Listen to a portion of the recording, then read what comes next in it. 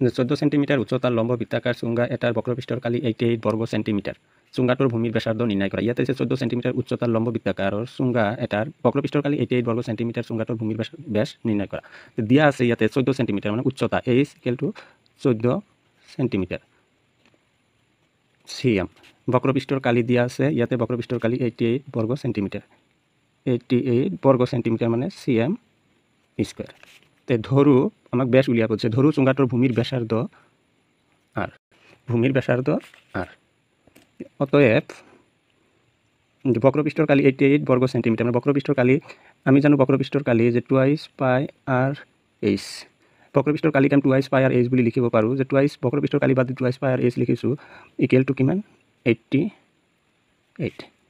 Date implies 2 into পাইক যদি আমি ভঙাই দিওঁ 22 ডিভাইডেড বাই 7 ইনটু আৰৰ মান নাই ইনটু এইচৰ মান 14 ইকুৱেল টু 88।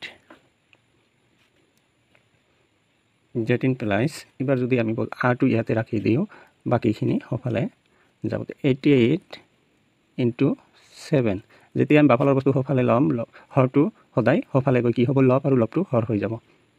2 ইনটু 22 ইনটু 14 হাতেদি আমি 14ক দুবাৰ কাটিব পাৰি, 2 দি আকৌ আমি 88ক 4 বাৰ কাটিব পাৰি, 2 দি এইটোক আকৌ দুবাৰ কাটিব পাৰি, এইটো 2 দি এইটো 2 আকৌ এবাৰ কাটিব পাৰি।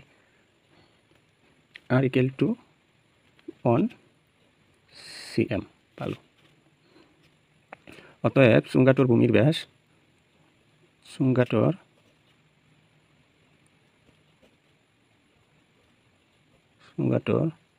ভূমিৰ ব্যাস